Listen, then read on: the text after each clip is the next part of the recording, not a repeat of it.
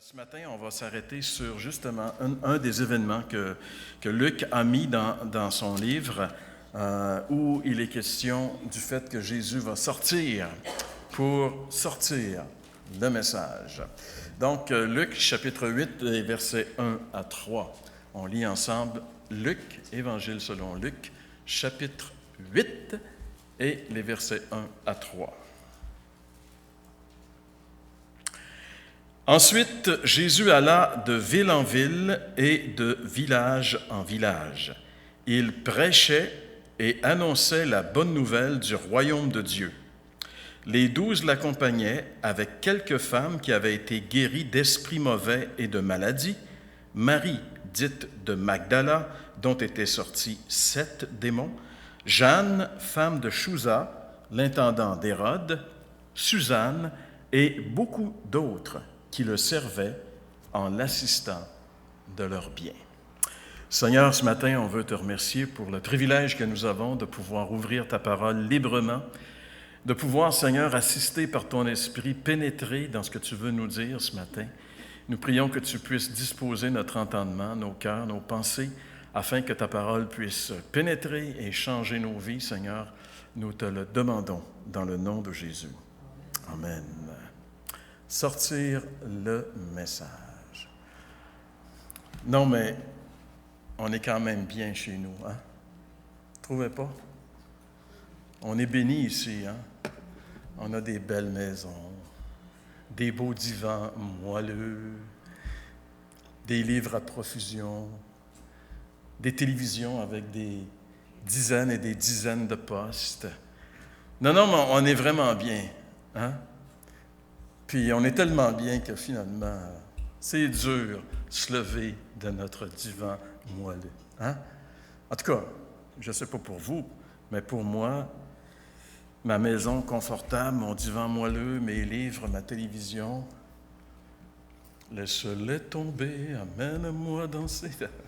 Non, mais ce sont des choses qui nous accaparent beaucoup. Et même, des fois, je suis en train de penser à ça parce que je suis en train de relire le livre d'Ézéchiel. Vous savez, dans le livre d'Ézéchiel, où Ézéchiel, il est sur le bord du Kébab, le fleuve, un des canals du fleuve Euphrate à Babylone. Et le Seigneur va l'amener jusqu'à Jérusalem en vision. Il va lui faire percer le mur. Il va dire, regarde ce que font ceux qui se réclament d'être mes ministres, mes serviteurs, qui sont en train de se ployer devant des idoles, des figures sur les murs, l'idole de la jalousie. Il dit, tu vois, Ézéchiel, ils pensent que je ne les vois pas, mais je les vois. Et alors, ceux qui étaient le peuple de Dieu étaient idolâtres. Ça a été terrible. Ça a été le péché que Jérémie va dénoncer durant toute sa prophétie. C'est le péché qu'Ézéchiel est. Tu sais, ils sont rendus à Babylone parce qu'ils ont été idolâtres, mais ceux qui sont restés idolâtres. Ils n'ont pas compris. Regarde, si tu continues comme ça, tu t'en vas là-bas. Tu perds la bénédiction. L'idolâtrie est enracinée fortement. Mais des fois, je me demande, est-ce que notre bien-être, notre confort ne serait pas devenu une idole pour nous, chrétiens qui vivons en 2014? Est-ce que si on a le choix entre rester confortablement étendu sur notre beau divan moelleux avec notre livre et sortir le message, qu'est-ce qu'on va faire? On le sait que le Seigneur veut qu'on sorte le message. Mais la semaine prochaine, hein? Ou au printemps, mettons, ou à l'été. Mais pas de suite, pas de suite. Vous savez, une idole, c'est quelque chose qui nous fait oublier Dieu. Une idole, c'est quelque chose qui prend la place de Dieu dans nos vies. Et une idole, ça peut nous faire oublier qu'en tant que chrétien et qu'en tant qu'Église, on a une mission à remplir sur la terre. On n'est pas ici par hasard. L'apôtre Pierre dit qu'on est des étrangers et des voyageurs. On est juste de passage. Ça fait que faudrait se le rappeler. Et Jésus a quelque chose de mieux à nous offrir que notre divan moelleux, notre livre et notre télévision. Un jour, Jésus nous a rencontrés, rappelez-vous, puis il nous a dit, quitte ton divan, J'ai quelque chose de mieux. La croix. Je veux que tu meurs. Ouais, Seigneur, je veux dire, si tu me mets entre mon divan et la croix, le garde. T'as pas dit que tu étais chrétien, toi? Oh oui, j'ai dit ça, mais on en dit bien des choses dans la vie, tu sais.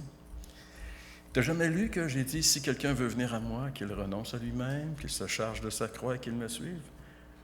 Oui, j'ai lu ça, mais j'ai jamais pensé que c'était sérieux, ça, Seigneur, franchement. Je me suis dit, des fois, toi, tu es comme nous, tu parles juste pour parler, tu sais. Alors, le Seigneur nous a rappelé un jour, et peut-être c'est bon de revenir, tu sais, comme Élie qui est en train de d'ébréter, qu'on dit à Sorel, tomber en dépression. Et Dieu va lui dire, retourne à Horeb, reviens là où tout a commencé. Et des fois, c'est bon de revenir un petit peu, se rappeler ce premier amour qui faisait que rien ne pouvait prendre la place du Seigneur dans nos vies. Tranquillement, on s'est embourgeoisé, on s'est encoucouné, puis à un moment donné, on se retrouve poigné là-dedans. Peut-être que c'est un problème aujourd'hui.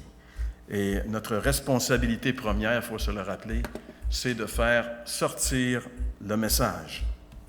Vous savez, la bonne nouvelle, on en parlait mardi, ceux qui étaient là mardi, on était dans 1 Corinthiens 15, 1, où l'apôtre Paul dit aux Corinthiens, « Je vous rappelle l'évangile que je vous ai annoncé, que vous avez reçu et dans lequel vous persévérez, et par lequel vous êtes sauvés, si vous le retenez tel que je vous l'ai annoncé. » Alors Paul, ici, la première chose qu'il dit de l'Évangile, on avait sorti 5 verbes, 5 choses à faire avec la bonne nouvelle, et la première, c'est qu'elle doit être annoncée, la bonne nouvelle. Je vous rappelle, frères, la bonne nouvelle que je vous ai annoncée. Tout a commencé chez les Corinthiens lorsque Paul a annoncé la bonne nouvelle. La bonne nouvelle, elle est faite pour être annoncée. Et Dieu s'attend à ce que nous, on l'annonce, la bonne nouvelle. Parce qu'il se dit, si mes enfants n'annoncent pas la bonne nouvelle, qui va annoncer la bonne nouvelle? Mais il s'attend à ce qu'on l'annonce parce que nous, on se dit, Jésus, c'est notre Seigneur. On dit ça? Oui. OK, il y a au moins une personne dans la salle qui le dit. Jésus, c'est notre Seigneur. On devrait tous le dire parce qu'il y a juste un sauveur qui est le Seigneur Jésus. Donc, Seigneur, ça veut dire qu'il est le boss de notre vie. Et notre boss, un jour, il nous a donné un ordre. Allez par tout le monde et prêchez la bonne nouvelle à toute la création. C'est ce qu'il a confié à l'Église avant de partir, à ses disciples. Allez et prêchez la bonne nouvelle à toute la création. Donc, on n'a pas le choix. Tu sais, je cherche la volonté de Dieu. Qu'est-ce que Dieu veut pour moi? Je ne sais pas quelle couleur de bas le Seigneur veut que tu mettes ce matin, mais je sais une chose, il veut que tu ailles évangéliser. Parce que ça, il nous le dit dans sa parole. La volonté générale de Dieu pour nous et pour l'Église, elle est révélée clairement dans la parole de Dieu. Allez par tout le monde et annoncer la bonne nouvelle. Pourquoi est-ce que c'est si important d'annoncer la bonne nouvelle? Il y a quelque chose que j'ai pensé, que je vous propose ce matin dans l'Épître aux Romains. La colère de Dieu se révèle du ciel contre toute impiété et toute injustice des hommes qui retiennent injustement la vérité captive.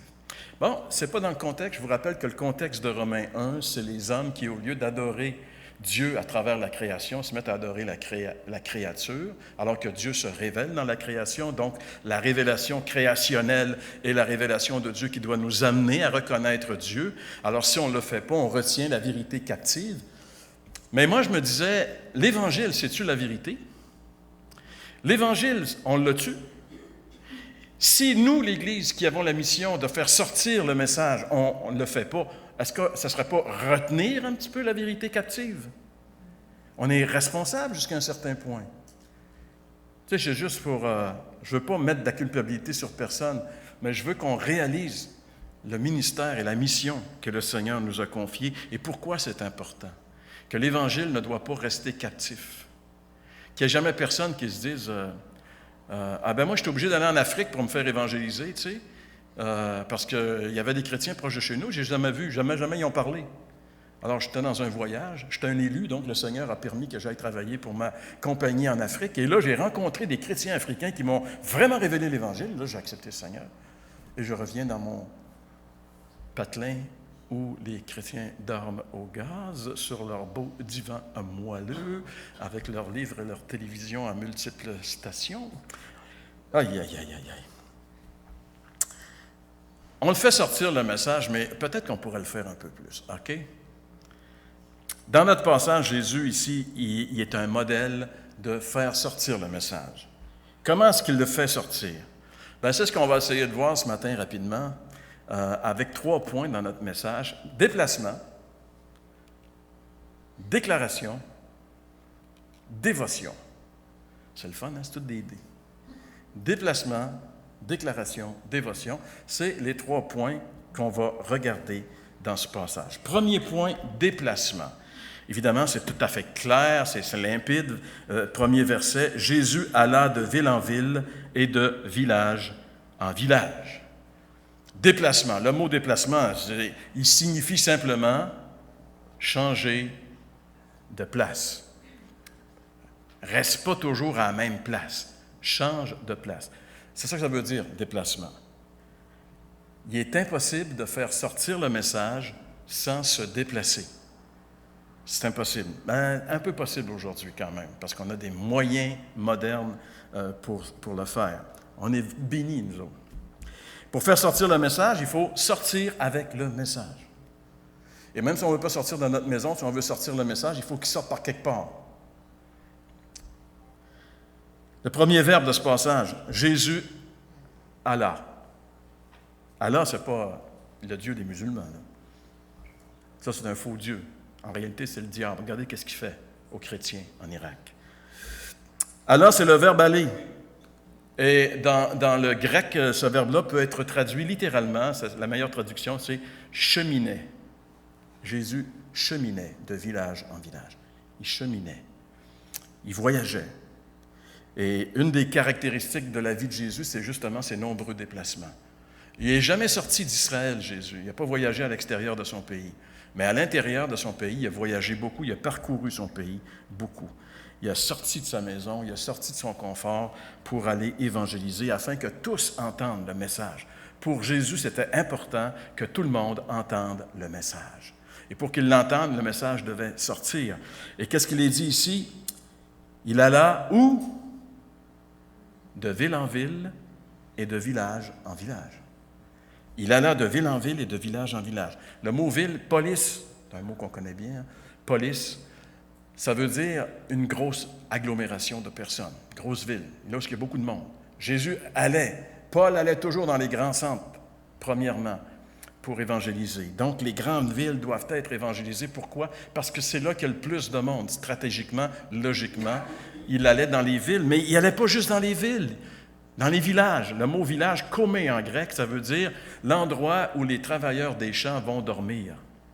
C'est des petits bourgs, des petits villages, des petites agglomérations de quelques personnes peut-être, mais c'est assez important pour que Jésus y aille. Tu sais, c'était pas « Ah ben là, c'est bien trop petit, je n'irai pas là ». Non, il y allait. Pourquoi? Parce qu'il voulait que tous entendent le message. C'est important pour Jésus que tous entendent le message. Les grandes villes et les petits villages. En réalité, Jésus utilisait les moyens de son époque pour faire sortir le message. Et les moyens de son époque étaient limités, en réalité. C'était d'être en personne, publiquement, sur la place de la ville ou du village, à proclamer l'Évangile aux gens qui sont là. Proclamer la bonne nouvelle du royaume aux gens qui sont là.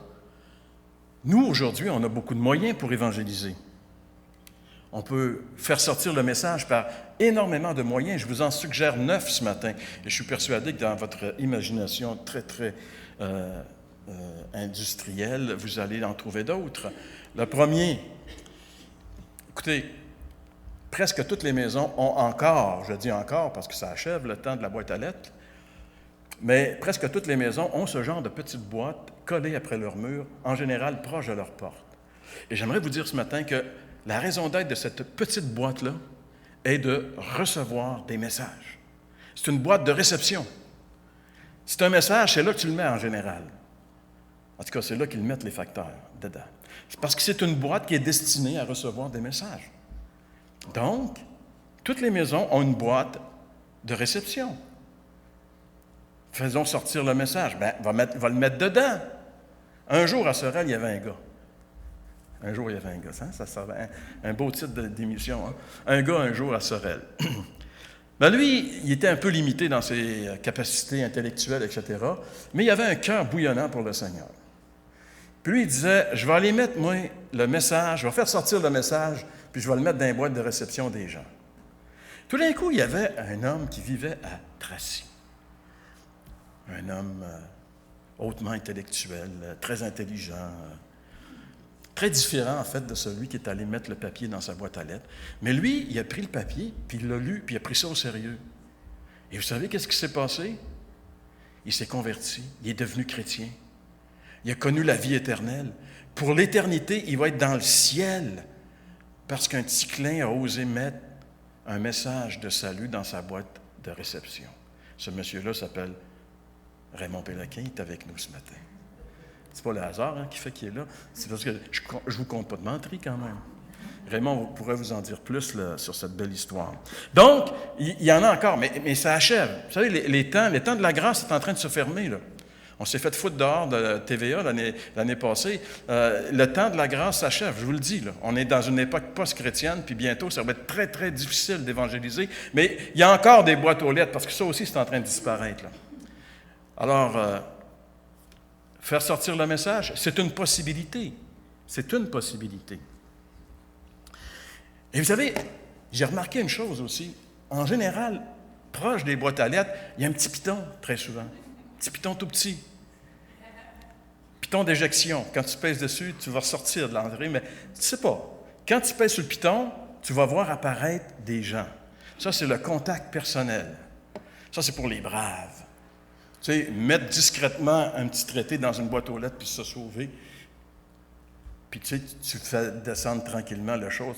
Si tu fais descendre le couvert rapidement, il y a quelqu'un qui va venir tout de suite voir ce qu'il y a dans la boîte à lettres. Donc, tranquillement, tu te sauves.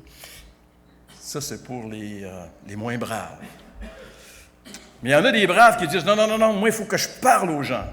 Il faut que je communique verbalement avec eux comme le Seigneur faisait. Alors, il sonne sa sonnette. Au lieu de le mettre dans la boîte à lettres, il le donne à la personne. Il dit, gars, j'ai quelque chose de merveilleux pour vous ce matin, blablabla, puis il jase avec la personne. Le message sort avec les braves. Ou on va sur la rue, comme Luc l'a fait à quelques reprises, et on rencontre les gens directement. Ça aussi, il faut être plus brave. Parce que quand tu rencontres les gens directement, tu sais, c'est pas évident. Qu'est-ce que tu leur dis, là? Comment tu les abordes? Hey, j'ai une bonne nouvelle pour toi, moi non, hein?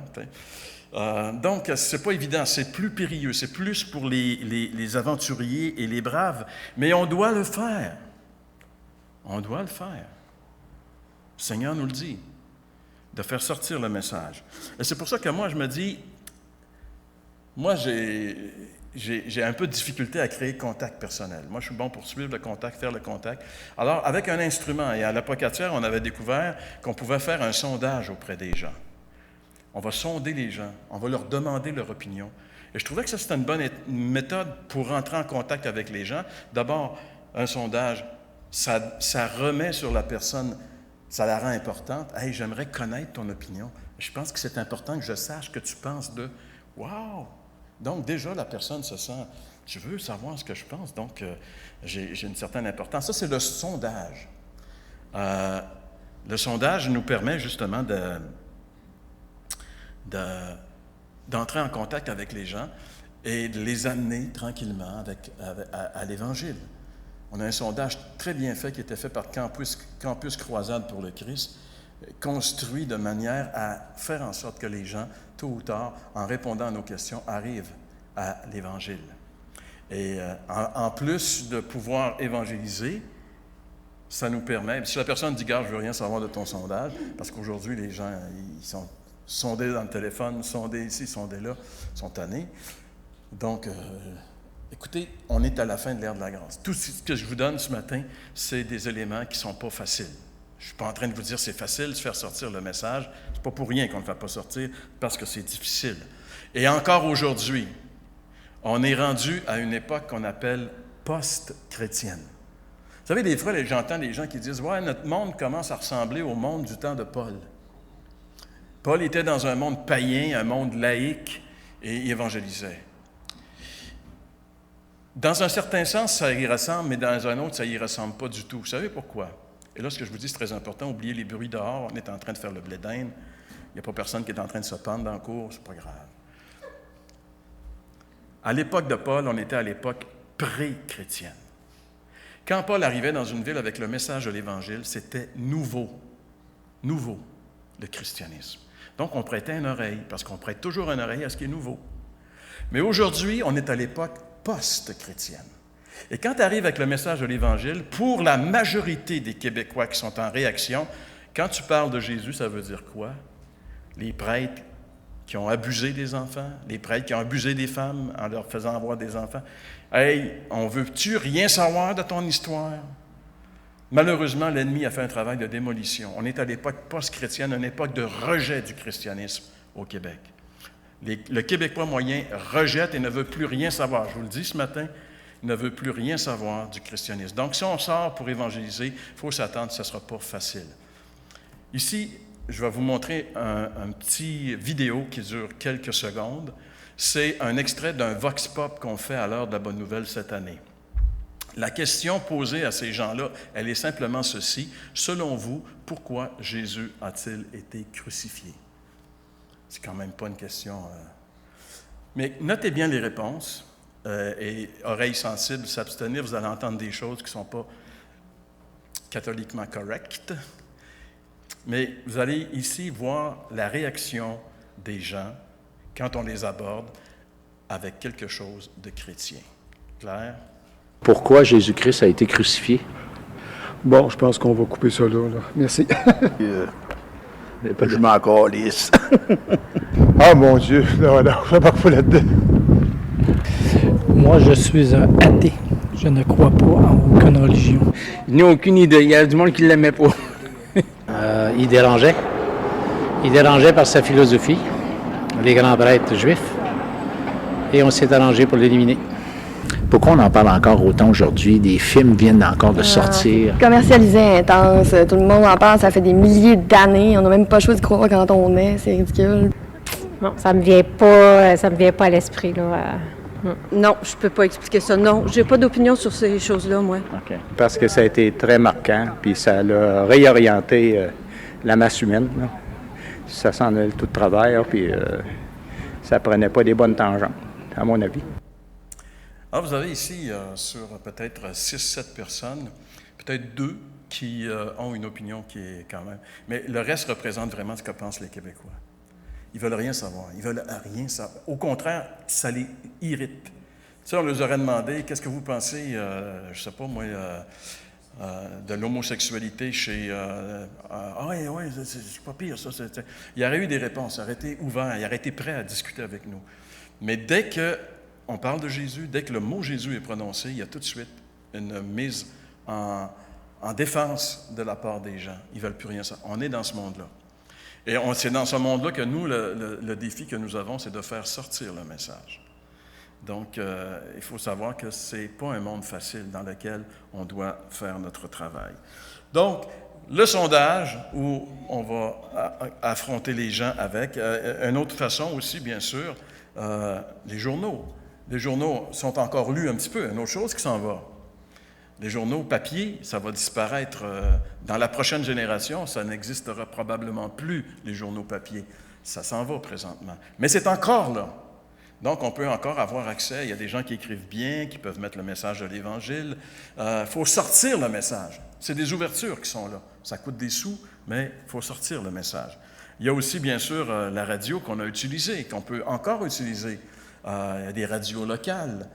Où on peut annoncer le message de l'Évangile. Ça existe. Il y a aussi, bien sûr, la télévision.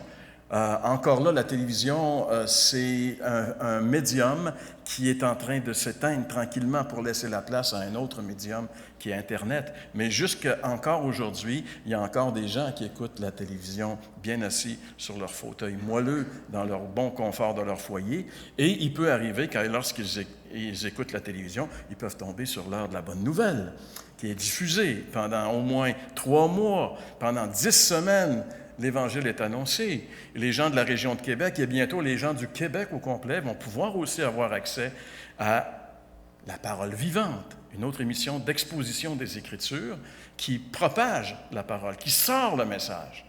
Parce que l'expression « sortir le message » vient de mon ami Jeff, que vous voyez ici à l'écran.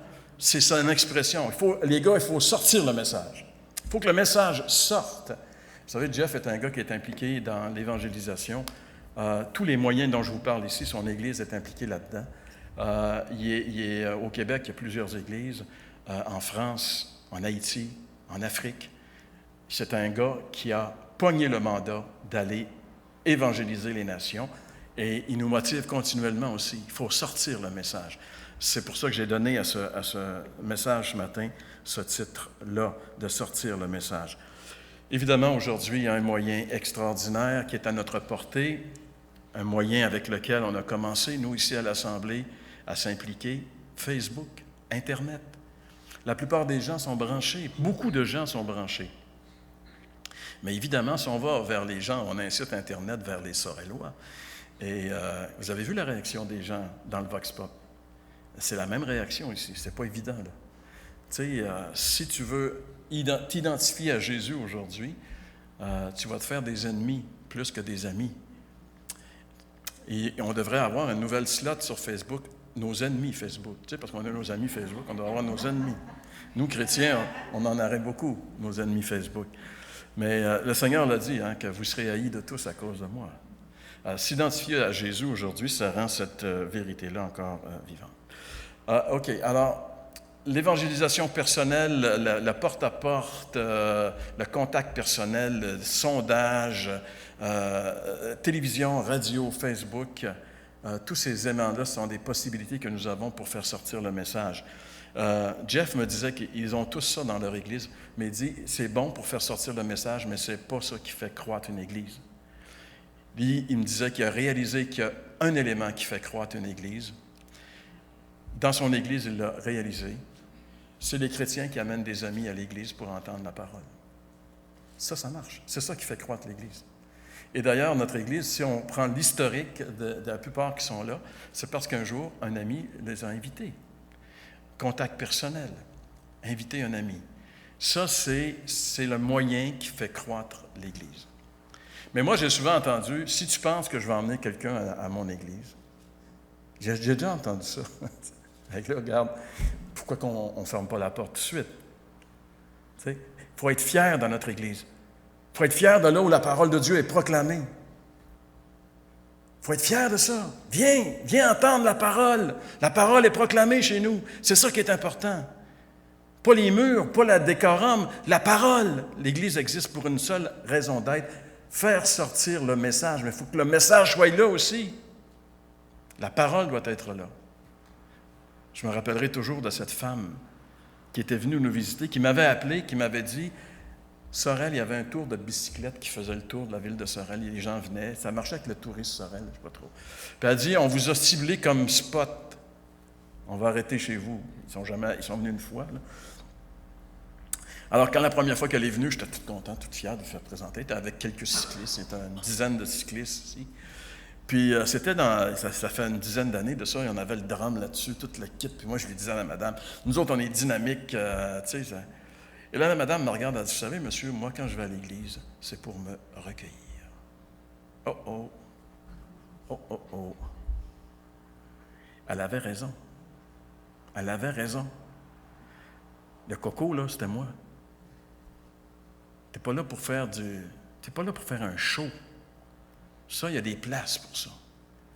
Tu es là pour que la parole sorte et que les gens se recueillent et adorent Dieu. C'est ça la raison d'être de l'Église.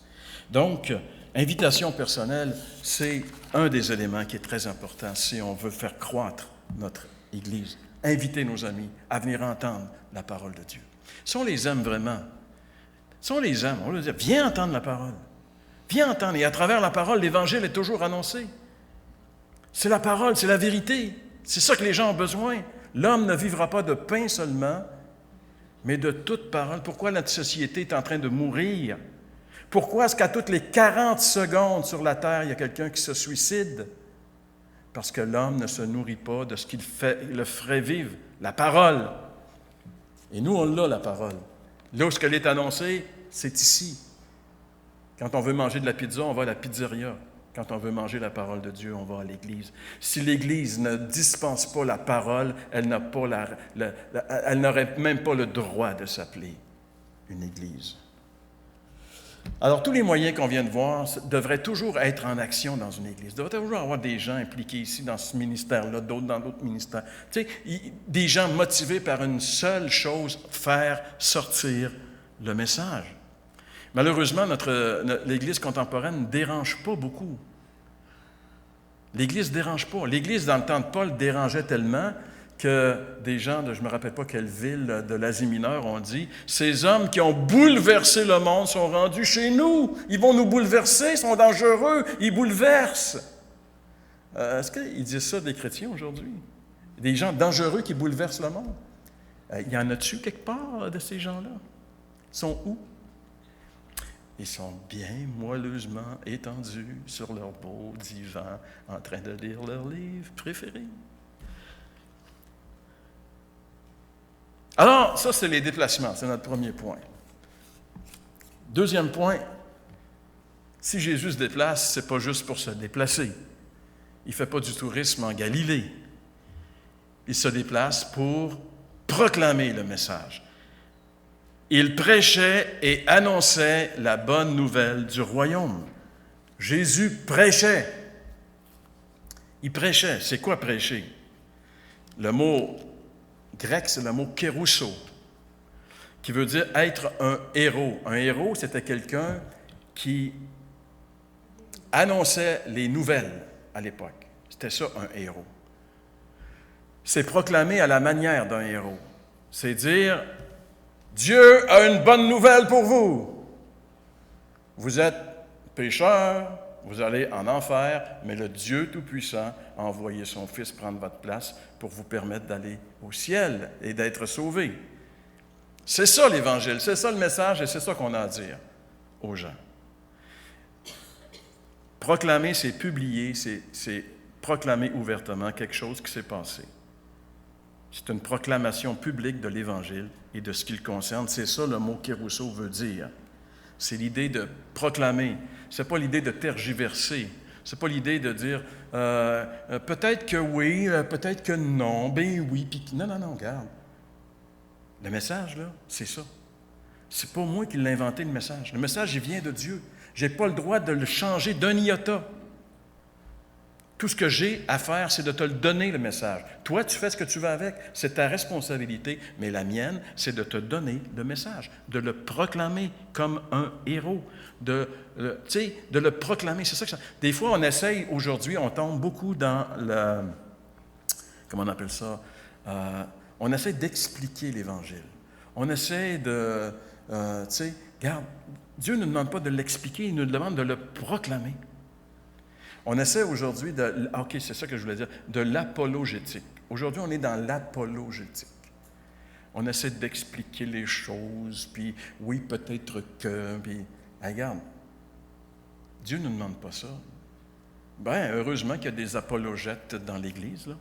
Mais Dieu, ce qu'il nous demande, d'être des proclamateurs. Est-ce qu'on la connaît, la bonne nouvelle?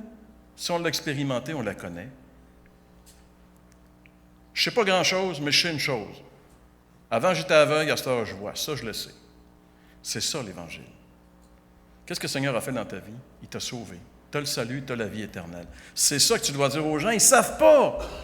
Ils ne savent pas, les gens.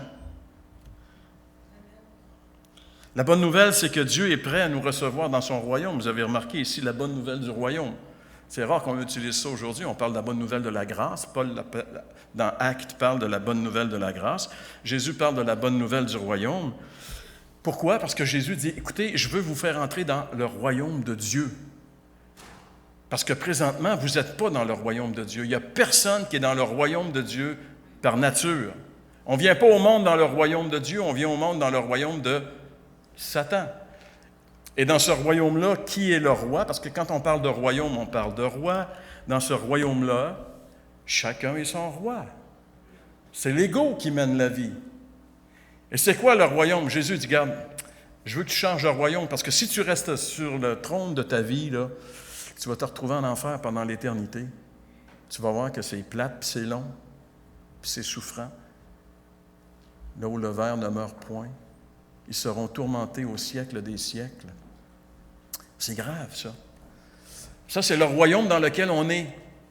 Mais le Seigneur, il dit, moi, j'aimerais que tu changes de royaume et que tu viennes dans le royaume de Dieu, que ce soit Christ qui règne, que tu rentres dans le royaume où Christ est le roi. C'est plus toi qui es le roi, c'est Christ qui est le roi. C'est ça le royaume.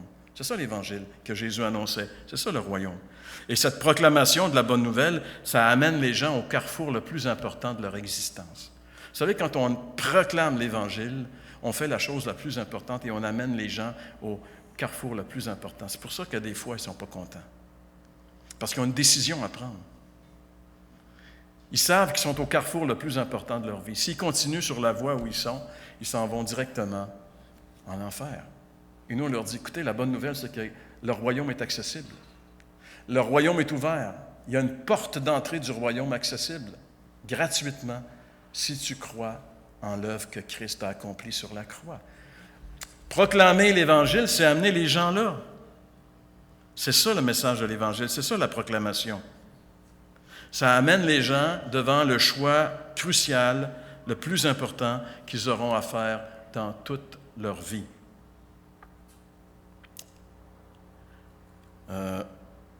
OK.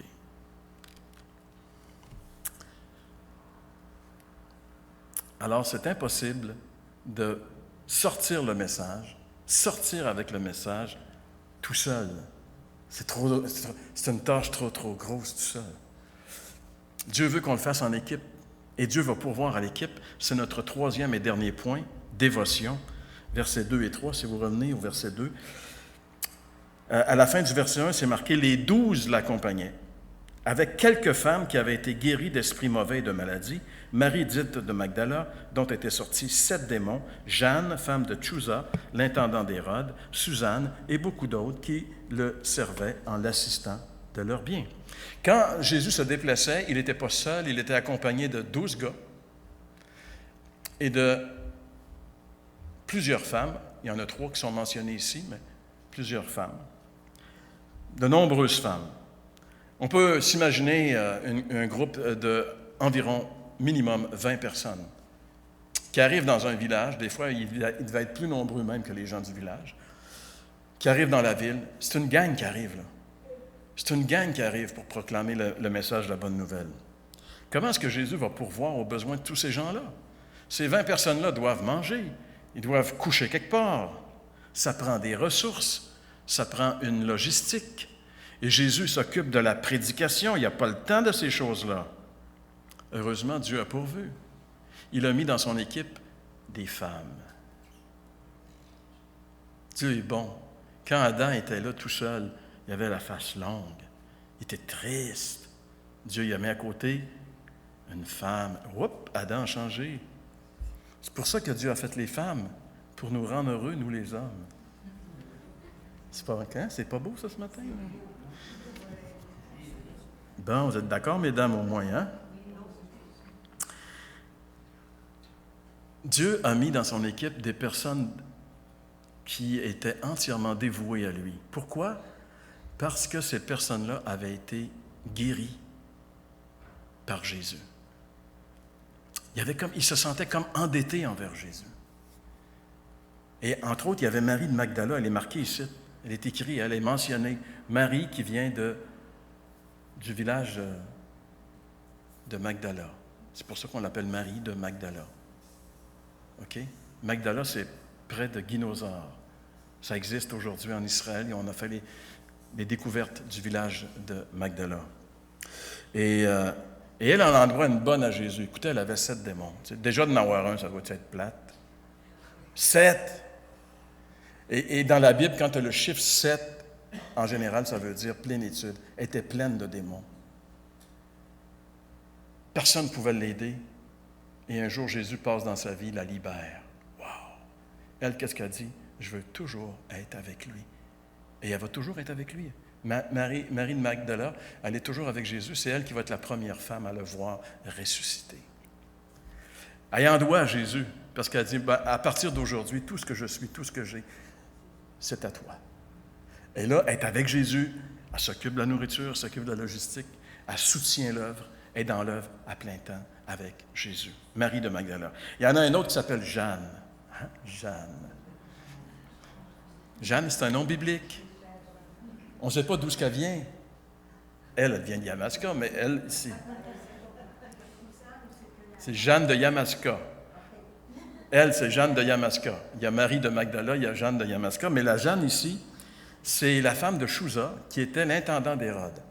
L'intendant d'Hérode, c'est-à-dire celui qui avait la responsabilité du palais d'Hérode. Tout ce qui rentrait, nourriture, logistique, c'est lui qui s'occupait de ça. Un peu comme Joseph en Égypte, intendant du Pharaon. Donc, c'est sa femme. Ça veut dire quoi? Jeanne, là, c'est une femme influente. Elle est respectée, elle est connue. Quand tu es la femme de Chouza dans la Galilée, là, t'es garde. Puis en plus, elle est financièrement très, très à l'aise. Ça donne-tu bien, ça, hein? D'avoir quelqu'un dévoué à Jésus. Pour quelle raison elle est là? Bien, la Bible dit que les femmes qui étaient là avaient été guéries de maladies ou délivrées de démons. Alors, elle aussi, elle devait être poignée avec quelque chose que Jésus l'a délivré. Et elle est en mode reconnaissance. Et cette femme-là, de haut rang, elle n'a pas honte de s'identifier socialement à Jésus, d'être dans la gang de Jésus. Elle n'a pas honte, elle. Elle n'a pas honte de ses frères et de ses sœurs. Elle n'a pas honte de Jésus. Elle s'appelle Jeanne. Puis il y en a un autre qui s'appelle Suzanne. Elle, c'est une illustre inconnue, on ne sait rien d'où est-ce qu'elle vient. Ce qu'on sait, c'est qu'elle a été l'objet de la grâce de Dieu et qu'elle met au service de Dieu ce qu'elle est. Et il est dit de nombreuses autres. Ça veut dire qu'il y en avait beaucoup. Il y avait beaucoup de femmes. Il y avait peut-être autant de femmes que d'hommes. Et ça, c'était complètement nouveau. C'est une nouveauté parce qu'il n'y a aucun rabbin juif qui acceptait des femmes dans son équipe. Ça surprend les gens. Ils voient ça et ils se disent, qu'est-ce qui se passe? C'est qui ce gars-là pour avoir des femmes dans son équipe? Puis ça roule, hein? Ça roule, ils vont partout, puis tout marche. Quand une femme est en contrôle de quelque chose, ça marche. Pas pour rien que ces femmes-là se retrouvent là. Dieu a mis ces femmes-là là. Il est dit de ces femmes qu'elles assistaient Jésus de leur bien. Et Frédéric Godet, dans son commentaire sur Luc, nous dit ceci, diakonéenne, ici, que vous voyez en grec en haut, ça veut dire servir, c'est le mot qui donne en français diaconat. Ça désigne ici une assistance pécuniaire, comme en Romains 15-25. Romains 15-25, Paul dit « Je dois aller à Jérusalem pour le service des saints. » On sait c'est quoi? Il amène l'argent de la collecte des chrétiens d'Asie aux chrétiens souffrant de famine à Jérusalem. Donc, il les sert de cette façon-là. Et de plus, les soins personnels que réclamait toute cette société ambulante. Parce que c'était vraiment une société ambulante qui avait besoin d'être pourvue à certains soins. Et le Seigneur y pourvoyait. Alors, mettre au service de Jésus ce que nous sommes et ce que nous avons pour faire sortir le message, c'est la meilleure façon de le remercier pour son si grand salut. La meilleure façon de le remercier pour son si grand salut, c'est de mettre à son service ce que nous sommes et ce que nous avons. C'est de cette façon-là que Jésus a fait sortir le message. Sortir le message. Je vais trop loin. J'arrive à ma conclusion, parce que c'est vraiment le temps aussi. Il fait chaud, vous avez faim, vous avez hâte de manger des blés d'Inde, c'est bien correct. Donc, ce matin, notre thème était « Sortir le message ». 3 points qu'on a vus, déplacement, déclaration, dévotion. Ces trois choses-là ont permis au message du temps de Jésus de sortir et d'envahir toute la Galilée et même d'aller jusqu'au sud, en Judée, afin que tout Israël, à un moment donné, était au courant de ce qui se passait. Et ces 3 éléments sont encore aujourd'hui indispensables pour faire sortir le message. Déplacement, déclaration, dévotion. Si on est animé par ces mots-là, on va faire, nous aussi, personnellement et collectivement, sortir le message. Et quand le message est sorti, quand on a fait ce que nous avions à faire, on n'est pas responsable des résultats. Tout ce que nous avons à faire, nous, c'est de faire sortir le message. Le reste, la réception du message, ça dépend pas de nous. Ça dépend de Dieu, puis ça dépend de ceux qui le reçoivent. Cette réception du message de la bonne nouvelle par les gens n'est pas toujours évidente. Et ça répond aussi à certaines caractéristiques, comme Jésus l'explique dans ce qui suit dans l'Évangile de Luc, chapitre 8, ce qu'on appelle la parabole des sols. Un sommeur sorti pour semer, puis la semence est tombée dans 4 terrains. Un sommeur est sorti pour semer, un sommeur est sorti pour faire sortir le message. Et le message est tombé dans différents terrains. Pour que le message tombe dans les terrains, il faut que le message sorte. Ce matin, on était à ce point-là, sortir le message.